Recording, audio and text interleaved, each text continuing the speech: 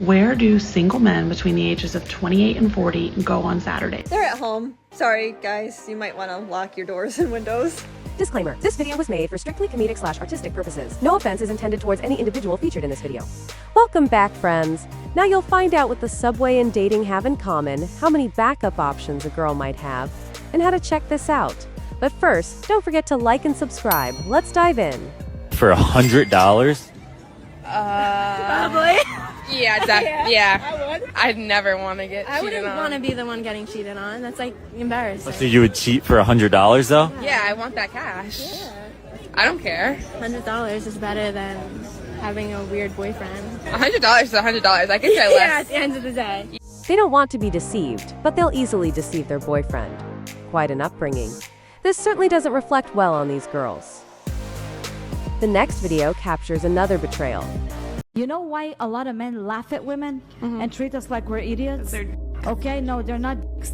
Majority of men have to deal with women like this. I'm sorry with disrespect, but if majority of men today have to choose to have the mother of their children, to build a life with you, to build a career with you, that you both can build something together for the future, you know? To have a life with you, and you need to deal with somebody that have so many mental issues and so many body count. Why would they do it? They'd rather be alone. I can't hear this bullshit, and I'll tell you why. Because you are mother to children. You're sitting here in the podcast saying, oh, I'm a baby girl, I'm a slave. I don't want to hear this shit, because literally you disrespecting your kids. You are mother before you are for yourself.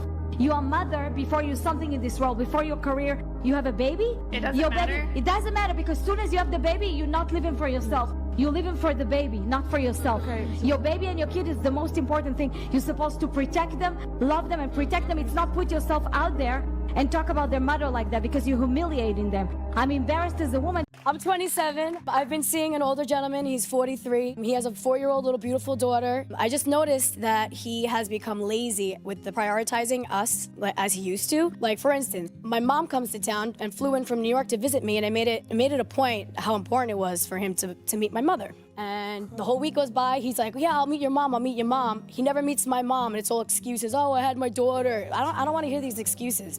20 minutes, 5 minutes here, you don't live far away. I want to know, should I even pursue this man anymore, or should I just fall back?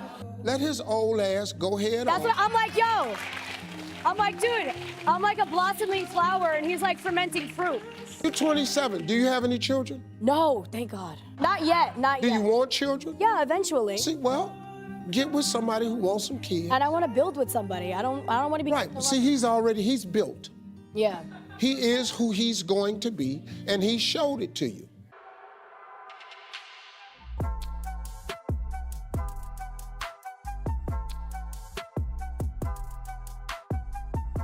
It's an evil world we live in. Wow, she must be of the same kind as the girl from the previous clip. What a cheap move. Imagine showing up at a party with your girlfriend only to see her making out with another guy in front of everyone. What would you do in such a situation? It's her home. It's hard to even imagine. Man has more to lose when they get married. Like, it's been happening a lot lately. You know what? Yeah. I have a list. These are all men who have had divorces initiated against them. Brad Pitt, Johnny Depp, Jeff Bezos, Bill Gates, Elon Musk, Dr. Dre, Ryan Reynolds, Tom Brady, Lance Armstrong, Alex Rodriguez, Channing Tatum, Chris Rock, Ben Affleck, Chris Pratt, Liam Hemsworth, Ben Stiller, David Duchovny, Orlando Bloom, Tiger Woods, Sean Penn, Sylvester Stallone, Paul McCartney, Ryan Felipe, Jason Momoa, Michael Jordan. In any case, these are all very attractive men, high status men, wealthy, and even they can't keep a chick. So me as I consider myself like kind of a normal dude. I think, bro, if Brad Pitt can't keep a chick, I'm f***ed. If I was a man and I had to date you, I would beat the shit out of you. Whoa, that's crazy. You talk only about sex. You say that you want to be a slave. You say that you want to be a baby girl. No conversation that it's like politics, something normal. Women are the portal of the universe. They're bringing kids to the world. You already brought your kids. You passed your prime. So are you? So yes, of course I passed my prime. Well, so what? I'm not going to lie to myself and tell myself that I'm a 25-year-old and I get all the men in the world. That's why I'm not in competition with you. I passed my prime and I'm proud of it because I lived my life. I had my son. I'm not in competition with young women anymore. No, I like sex. Of course I like sex, but not in a way that I open my portal and gate to every guest that want to come. That's why I have fans. They can't touch me. I don't know what. Yeah, the fuck they're but doing. you know I what? don't But care. they see you. It's paying my They rent. see. My message from the veins, speaking my lesson from the brain, seeing the beauty through the. Nothing wrong with liking an 18-year-old. Men are so quick to go after little girls, but they are not friends with 18-year-old boys because they know they have nothing in common with them. They're not socializing with them and making friends with them in professional spaces, and they certainly aren't doing that in social spaces as well. Men have to go out of their way to prey on 18-year-old girls and put themselves in environments that 18-year-old girls are because they aren't just naturally in them. In the same way, they would have to go out of their way to make friends with 18-year-old boys. For those of us whose brains have developed, see right through this behavior. They go for young girls whose brains haven't developed, who continue to have a level of innocence and naivete so that they can get away with their predatory and harmful behavior. And the physical attraction piece is a whole nother story. Don't even get me started, we should call the police. Either way, this behavior is extremely exposing because men are either operating at an 18-year-old function mental level or they're preying upon quite literally children. In the same way that companies wish that they could pay less than minimum wage, men wish they could go lower than 18 because 18 is a made-up number. This type of behavior should never be acceptable, and I will continue to call it out every single time, and I think that we should start getting out the handcuffs. An 18-year-old is an adult and should take responsibility for herself. These girls dress far from childlike and want to find a rich, attractive husband, something unlikely among their peers. So what's the issue? Gold like. This has always been the case. Older men often look at younger women because youthful energy is something money can't buy. Your age? 23. Are you single?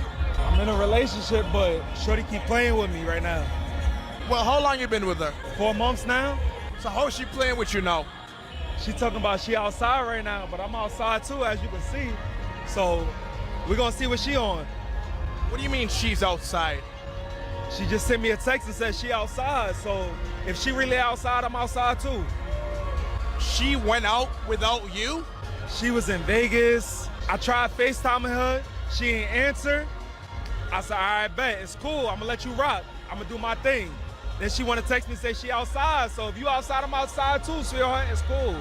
Don't even worry about it. So what's your game plan after tonight? My game plan is to forget. We drinking, we outside, we in Scottsdale, we having a good time.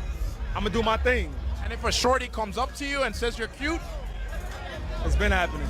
Do you escalate it or do you take a step back out of respect for your relationship? I'm not gonna hold you, it depends what she look like. There's a way you'll be fine. There's a way you'll be so pretty, you will be single. Because nobody will believe that you are single because you are too fine. Look at me and you. Look at me and you. Yes, you watching this video. Can you not see why we are single? Because look at this beauty. Look at. Now, if I tell someone that I'm single, would they believe? No. But look at just one person, one girl. This, Jesus. Like, one girl. Now, who would believe that me and you, we are single? Nobody, because we are too pretty. All know divorce is high, and 75% of divorce is led by women. Most people might say that it's a woman's fault, but you might actually say that it's because women pick up on what's wrong in a relationship before the man does. Things that you have to understand about women is you have to listen to them. We're more sensitive to negative emotion. That's why women notice threats sooner than men would. Women's threat detections is heightened. So when women come to you with their concerns, it's because they're very intuitive. She'll bring it to her husband. If he wants the marriage to work, then he will try to solve the problem quickly, efficiently. Always listen to your woman when she brings up concerns. Don't think that she's nagging. Don't think that she's just in a bad mood or she's PMSing. If she's concerned, pay attention. Listen. Be empathetic. The reason lies in women's perception. Practically all the financial responsibility for family care falls on the man's shoulders. So it's easier for a woman to end a relationship because she loses nothing, unlike the man. And if they have kids, the man is nearly doomed post-divorce. So you think you're more likely to end up in your divorce office if you're obsessed with your children? If you make your children your absolute #1 priority and your spouse falls very far down that list, yes, for sure. I think people who are obsessed with their children stop paying attention to themselves and to their partner. That's been my experience of people who are obsessed with their children. I don't mean people who are focused on their children. I don't mean people who make their children a high priority in their life. I'm talking about people that are like obsessed with their children, that their children are this is who I am. I am a mother. This is who I am. I am a father. Which, because by the way, childhood is a temporary state. Like theoretically, you're going to have a very close and intimate relationship on a day-to-day basis with your spouse a lot longer than your children. If it's done properly, your children are supposed to leave and go start their own families and live their own lives. Whereas your partner is not supposed to, in 19 years or 18 years, move out. They're supposed to stay there. So it's kind of smart to also feed, not only feed, also feed that relationship. There's no reason why you can't. And by the way, sometimes being a really good supportive person to your co-parent and loving your wife and loving your husband is a wonderful gift to give to your children. It models great relationship behavior to them. It's showing that you love and respect the other person who loves them as much as you do. Like there's so much good in being a good parent that is made up of being a good co-parent, a good spouse, a good partner. So I don't know how to get over my ex.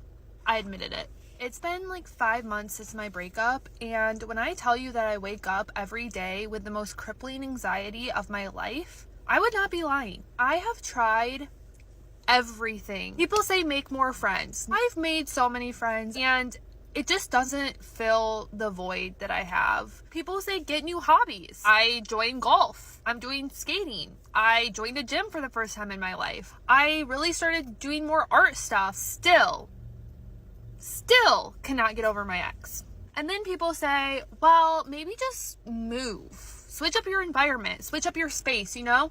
I moved from my apartment that I was in for the past 3 years while I was in my relationship to a completely different apartment. We've even been in this apartment together, and I still feel like I have this energy of him that I cannot get rid of. People say focus on yourself more. Okay, well, I only focus on myself. When I'm focusing on myself, I'm still thinking about him.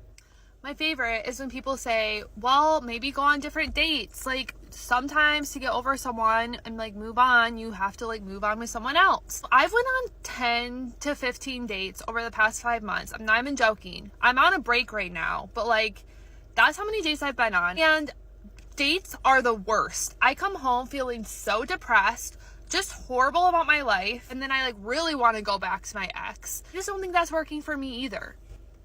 Someone please tell me, please. I don't know what to do at this point. Like, is there anything I can take to move on? Guys, if you trust each other, you guys trust each other? Yeah. You guys do trust each other? Yeah. The only girl, she's the only girl in the picture? Yeah.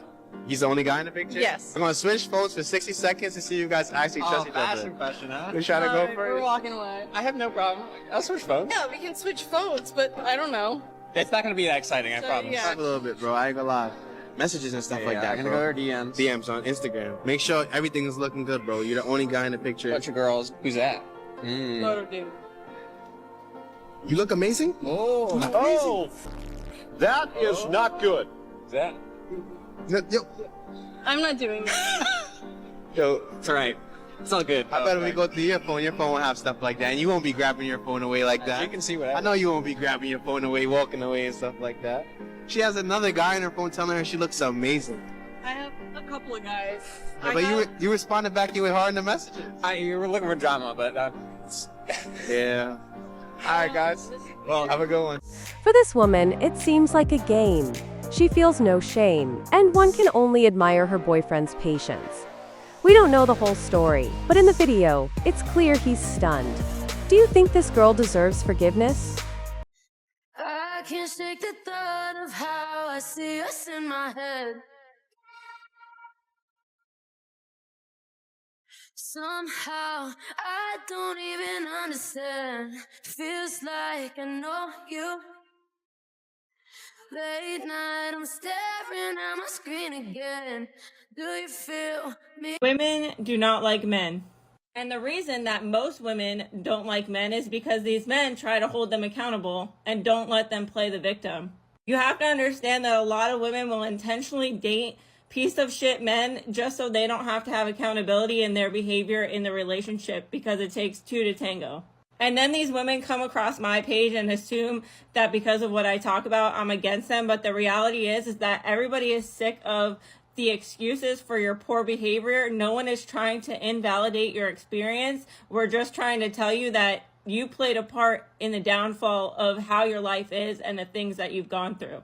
Additionally, women only like men for what they can provide for them. So as soon as the money runs out or whatever it is that they're looking for, that's why they have the backup plans or the rosters or whatever it is.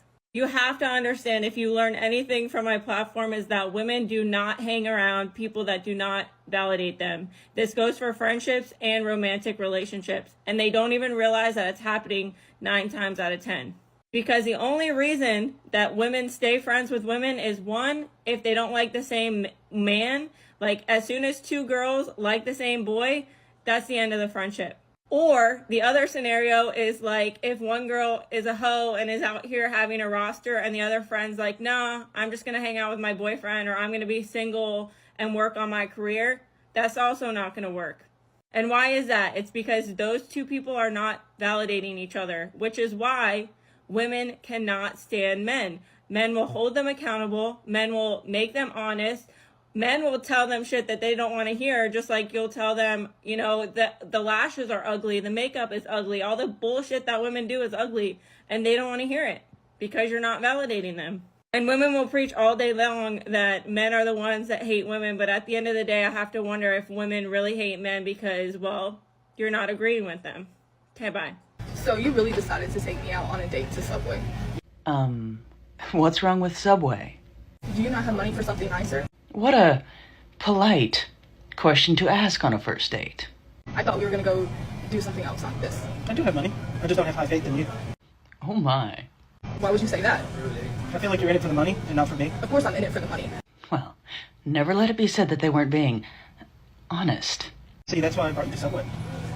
To see what your true character was. I got dressed this morning. I got up and I got ready and I took a shower and I did all the basics just to come somewhere nicer. Are they trying to say that they wouldn't have done that otherwise? And where do you work? Papa John's. That makes sense. Let me guess, you're a delivery driver? Yes. Pitiful. The phrase, those that live in glass houses shouldn't throw stones, comes to mind. I don't think you should be worried about dating. I think you should be worried about your light bill. Because clearly you couldn't take me somewhere nicer, so I'm not interested. Well, don't they seem just charming? You work at fucking Papa John's. Because I would give you anything you wanted. But a date's a Subway, huh? You know, that really proves to me how much you wanted me and how much you valued my time. I wanted to get to know you. At least that part, it seems, is going rather well. Why does it matter when I take you? I don't have to take you to a steakhouse just to get to know you. Give me my phone back. Are you recording? You think this is funny? Give me my phone back. I don't think this girl deserves me. And I, for one, am inclined to agree. Honestly, it seems strange to me that their date is happening in the subway. But even more surprising is how she's dressed. Her outfit doesn't suit anything other than a Subway quick bite, overall. This pair doesn't seem to have a future. No need for a date to see that. On to the next video. Tell about a man who asks what you bring to the table. Number 1, he views relationships as transactional. Number 2, he has unmet needs. And number 3, he dehumanizes a partner. Without knowing it, you might feel like you're at an interview. This man is saying, I have these holes in my life. Can you fill them? And only if you can, and when you do, will you be valuable to me. He views a person or his partner as an object whose role it is to fulfill the needs that he can't or won't meet for himself. This is so far off base that I needed to respond and give you the one thing that it actually means. That man has experienced relationships and dating women that don't even reciprocate a third of his efforts, which he tolerates for a time because, let's face it, most men know that this is the reality of dating. But he holds out hope that it will change once they establish a relationship. But then it doesn't, and the relationship ends, which will leave him feeling like he gave way too much, way too easily, and next time he'll be smarter. I think so. I remember your face. I don't remember what I asked. I 9 times. Oh, brother. Oh, whoa. Oh, wait. Nah, you had pink lipstick at the time. I'm so used to seeing that. So that's why I was like. I'm back now. Back? You had to see me? Yeah, can I get... She want me. Are you doing hot to us? Nah. If you want to give me hot tool, then we can talk about that. But. Yo, I'm dating someone new, so no. Dating somebody new? How serious is it? No. Who knows? I'm just kind of vibing, you know? It's just it is what it is. Well, I'm trying to vibe too, so like. Yo, shut up. Do you find me attractive? I have my pierced too. And I have a huge. You say you're a nip.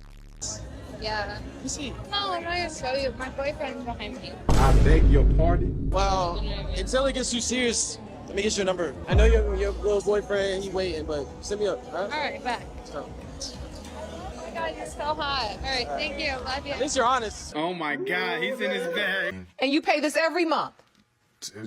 Right, it's weekly, but right, I pay it every month. And so, Ms. Call, you're allowing Mr. Jacobs to pay the child support, even though you say that Mr. Cooper is the child's father. Your Honor, I didn't take Mr. Jacobs for child support. The government did. Well, no. My point is... I know. No, look, trust me. I do know, because that's exactly what happened. Yeah. But what I'm saying to you is, you accept the child support, but you want Mr. Cooper to be the child's father, and he's acting like he doesn't want anything to do with the baby. I'm baffled. I think it's time for the results. Jerome? Thank you.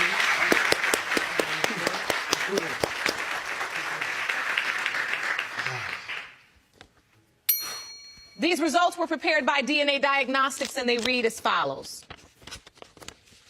In the case of Jacobs versus Call, pertaining to whether Mr. Cooper or Mr. Jacobs is the father of 3-year-old Samar Jacobs, it has been determined by this court. Mr. Cooper, you are not the father. I knew it. Mr. Jacobs, you